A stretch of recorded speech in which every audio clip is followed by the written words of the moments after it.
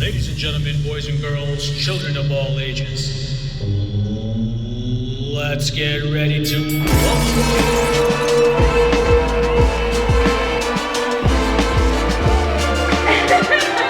had walls, and she was bulldozing them all by herself.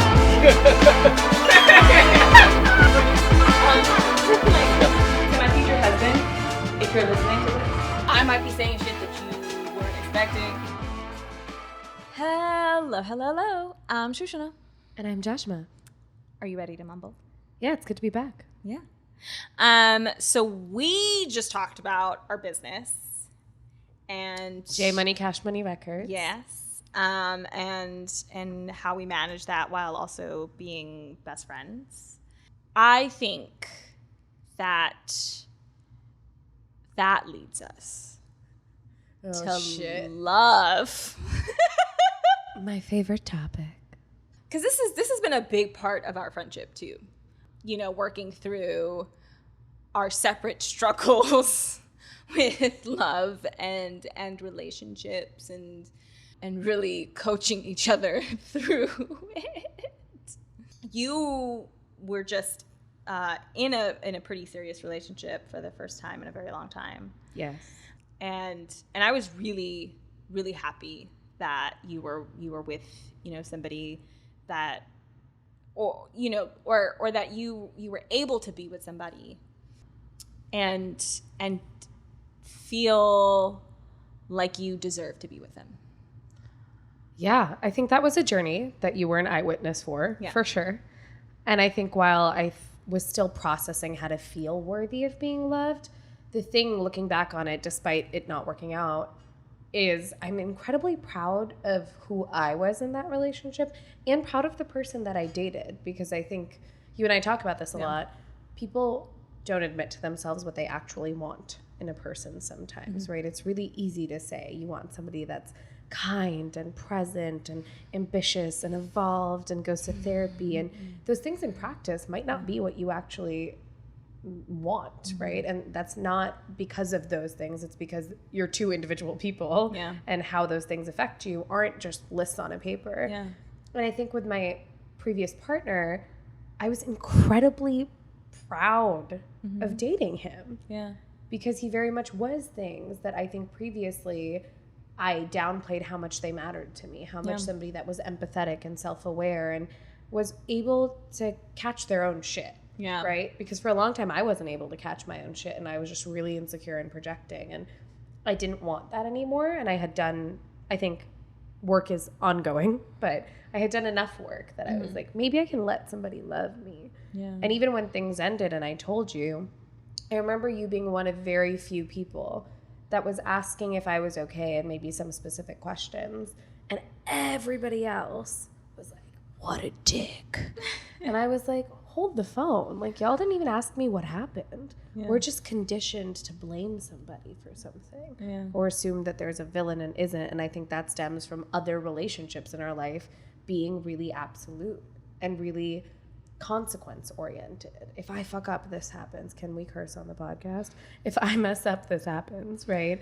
And fortunately, through really incredible friendships and us working on our relationships, I know that another shoe might drop, but that could be anything. Yeah. Could be a virus, could be another person, could be me. Yeah. What if I change my mind, right?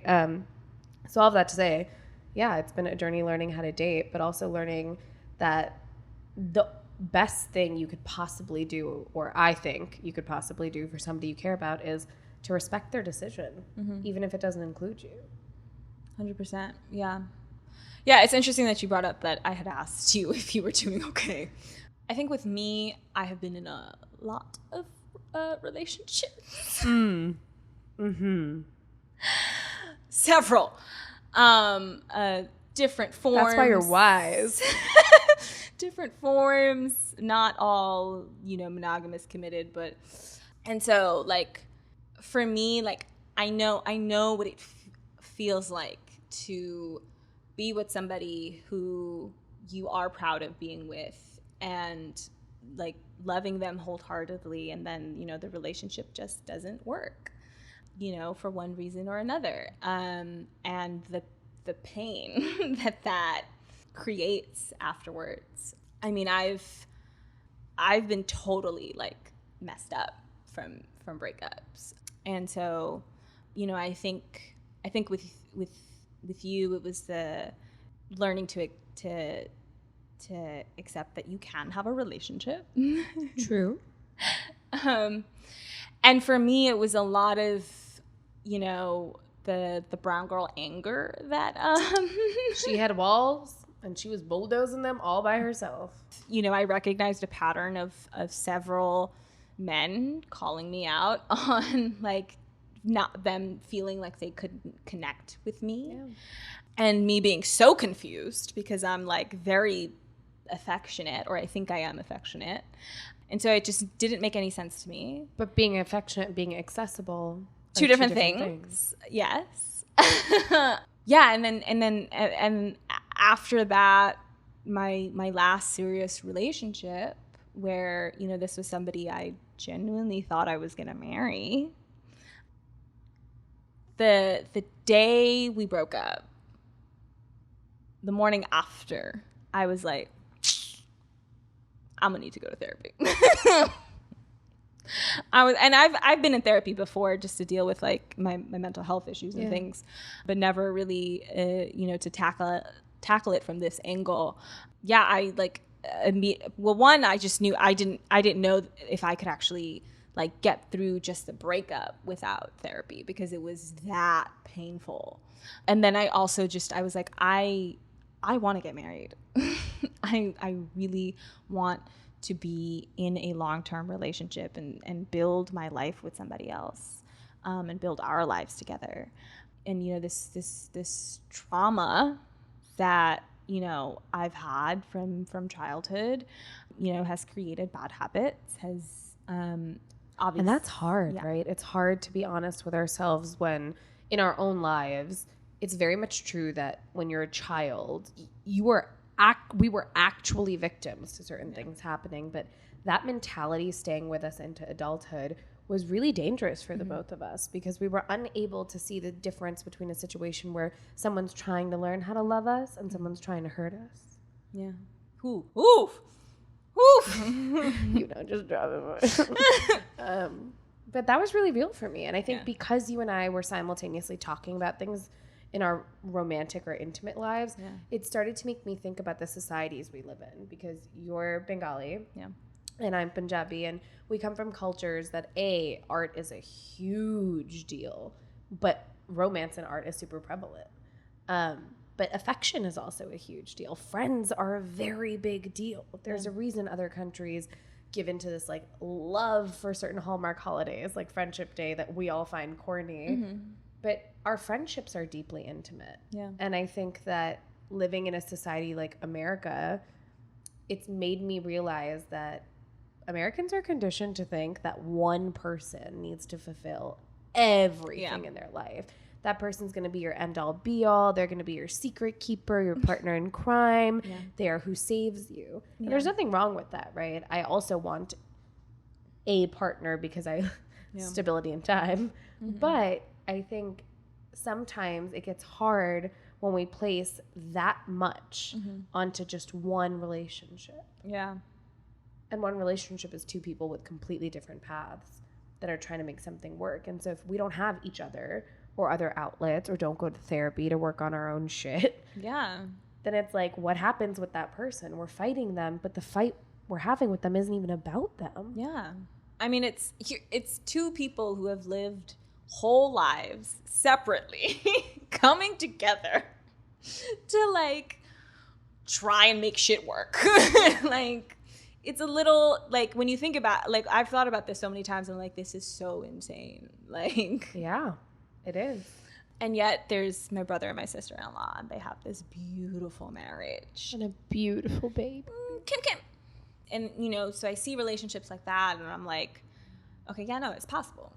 Like, there's merit to this, and it's something that I want. But yeah, I mean, I totally agree that I don't. This is the reason why I hate Romeo and Juliet. Like, I just, y'all, she has Shakespeare in the bookshelf to my right, and yesterday I said, I'm not going to repeat what I said.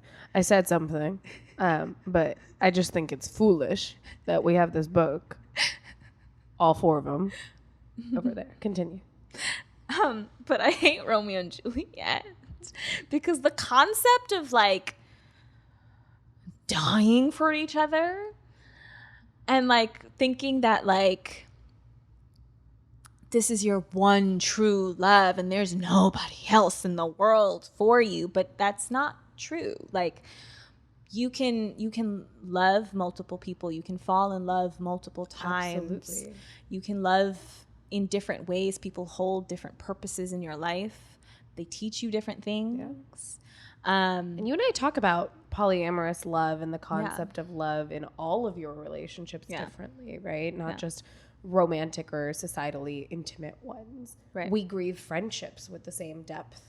We've grieved family losses with the same depth, and not just somebody dying, but somebody choosing to not be a part of your life anymore, or something resulting in that. And I think that is the reason that maybe we're in this era of better relationships and growing, because we learned to hold space for all of the feelings. Yeah, I agree. Yeah, I mean, we talk about like, sexual fluidity, but like I also just think love is in and of itself a fluid 100% emotion. But we're not really, I mean, at least I'm not. I'm curious. Let's talk about it.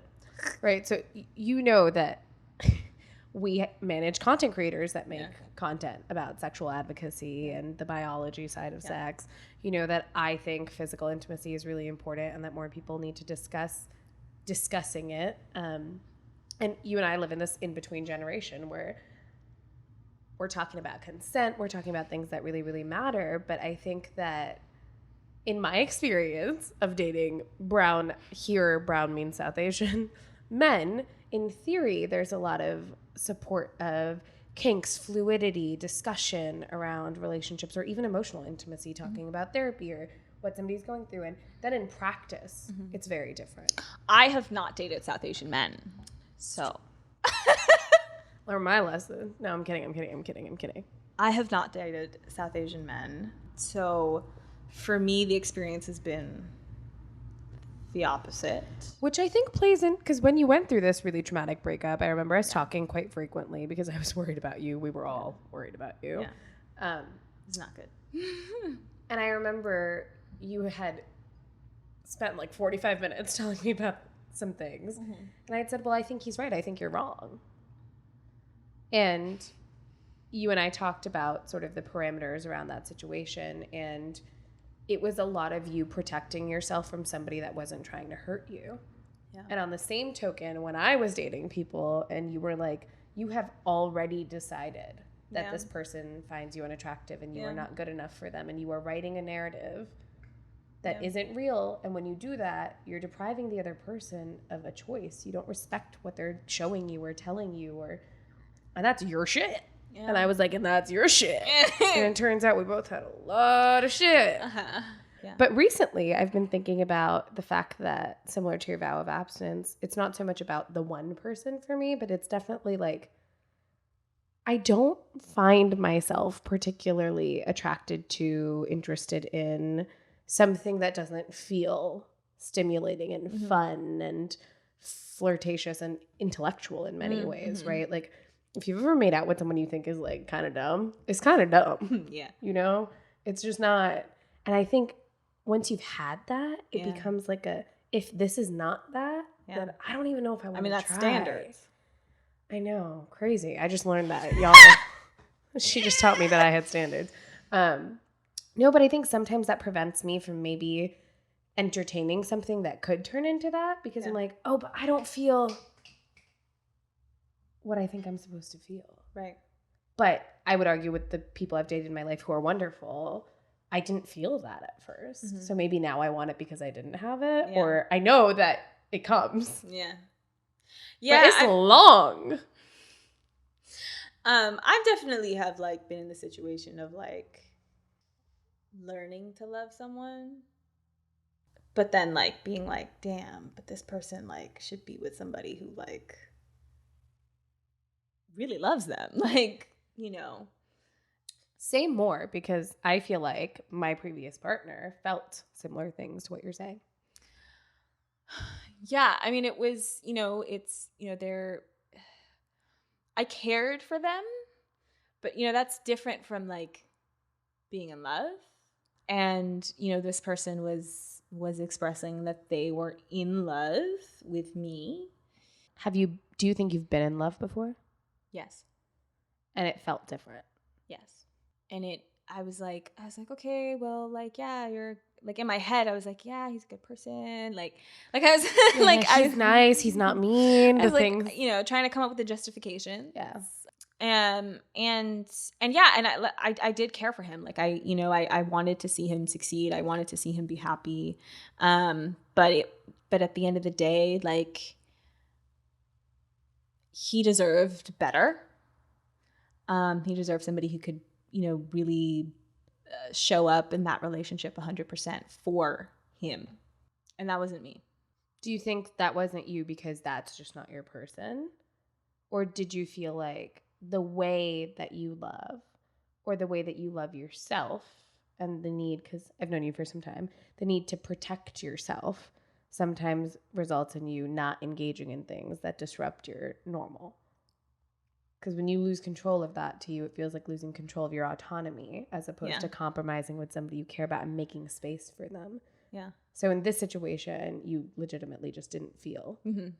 Yeah. But yes. So in this situation, yeah, it was the former, where, I didn't think that they were my person. But you are correct in that, because of the way that I grew up, and because of the industry that we work in, you have to be independent, and there's a lot of things you just you learn to do on your own just to survive. And so that leaks into my relationships for sure, where like I'm like, wait, I gotta have control. Panic mode. Yeah. I think that boundaries and self-care, and I mean that in like doing hard shit, right? Not like sleeping in vacations, but how do I go to therapy and deal with that intergenerational trauma? How do I go to the gym? How do I treat my body kindly? How do I navigate living in a world that's designed to oppress me? That's a lot of shit everyone's dealing with, right? And so I think in some capacity, it's like, for some people, like you, I think anything outside of that, anything that's like, oh shit, being around someone and being in love with them means that today, this thing I do at 7:00, I can't do at 7:00. Yeah. And that feels like the world's crumbling, but it's not. Mm-hmm. And I think that's new for all of us. Yeah. It's new. And new might be exciting, or it might be tiring. Yeah. All right. Well, we have to bring you on for another episode, because clearly we can talk forever. I mean. But that wraps up our second episode. So thanks for having me. Thank you for being on as our first guest. Okay. Rate, comment, subscribe, like, wherever you listen to podcasts. But yeah, what she said. Peace.